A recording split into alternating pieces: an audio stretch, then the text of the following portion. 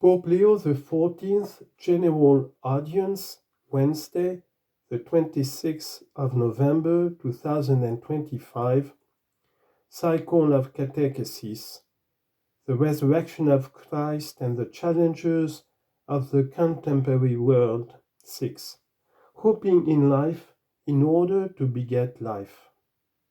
Dear brothers and sisters, good morning and welcome. The Pasch of Christ illuminates the mystery of life and allows us to look at it with hope. This is not always easy or obvious. Many lives in every part of the world appear laborious, painful, filled with problems and obstacles to be overcome. Yet, human beings receive life as a gift. They do not ask for it. They do not choose it. They experience it in its mystery from the first to the last day. Life has its own extraordinary specificity. It is offered to us. We can't give it to ourselves, but it must be constantly nurtured. It needs care to maintain, energize, protect, and revive it. Indeed, living invokes meaning, direction, hope. And hope acts as the deep-seated drive that keeps us walking in difficulty, that prevents us from giving up in the fatigue of the journey, that makes us certain that the pilgrimage of existence will lead us home. Without hope, life risks appearing to be a parenthesis between two eternal rights, a brief pause between the before and the after of our journey on earth.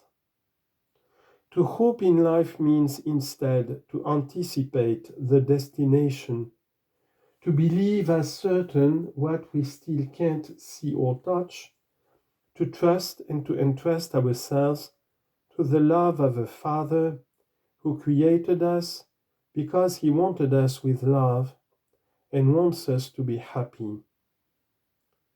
Dear friends, there is a widespread sickness in the world, the lack of confidence in life.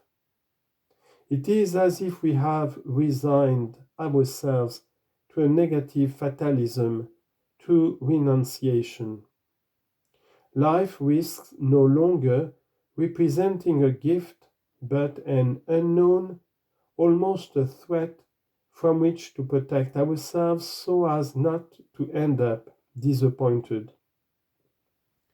For this reason, the courage to live and to generate life, to bear witness that God is the quintessential lover of life, as the Book of Wisdom affirms, chapter 11, verse 26, is today a more urgent call than ever. In the Gospel, Jesus constantly confirms his concern for healing the sick, restoring wounded bodies and spirits, and giving life back to the dead. By doing so, the incarnate Son reveals the Father. He restores dignity to sinners, grants the forgiveness of sins, and includes everyone, especially the desperate, the excluded, those who are far from his promise of salvation. Begotten by the Father, Christ is life and has generated life without reserve, to the point of giving his own, and he invites us to give our lives. To generate means to bring someone else to life. The universe of the living has expanded via this law, which, in the symphony of creatures, experiences a wonderful crescendo, culminating in the duet of man and woman. God created them in his own image and entrusted them with the mission of generating in his image that is, for love and in love. From the beginning, sacred scripture reveals to us that life, precisely in its highest form, the human form, receives the gift of freedom and becomes a tragedy. In this way, human relationships are also marked by contradiction, even to the point of fratricide. Cain perceives his brother Abel as a rival, a threat, and in his frustration, he feels unable to love him and respect him. Here, we see jealousy, envy, and bloodshed.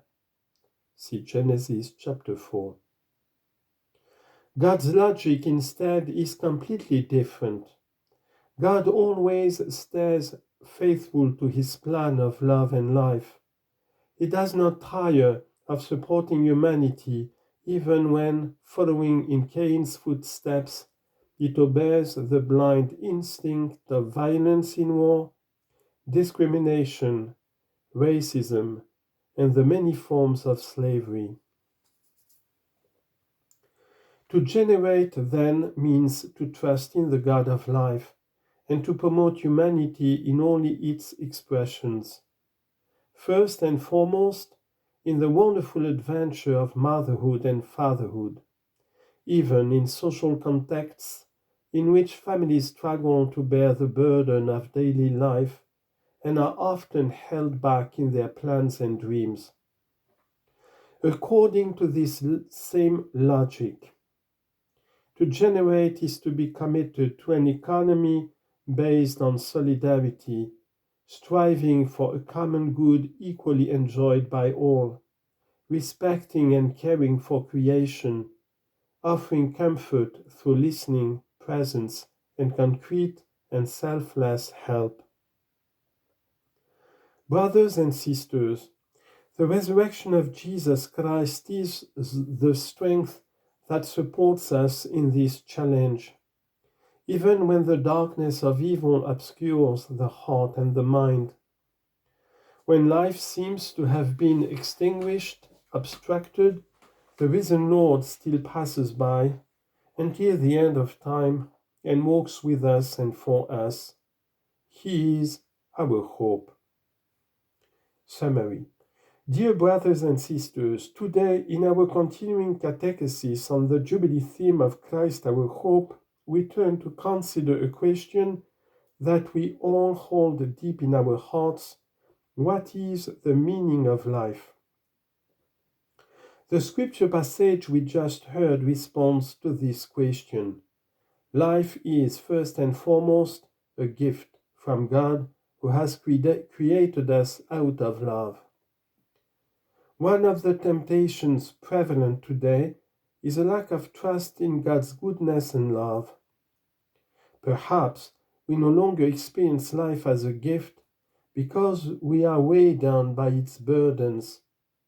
But the risen Christ reminds us that God is always faithful to his plan of love. Trusting in God, we are invited to participate in this plan of life and of love by generating life. For those of you living the vocation of married life, this means discovering the gift and adventure of motherhood and fatherhood, in which you are called to participate in bringing new lives into this world and preparing them for the life that is eternal. Do not be afraid of this adventure, but prayerfully open yourselves to the gift of life, trusting in the God who we know loves us.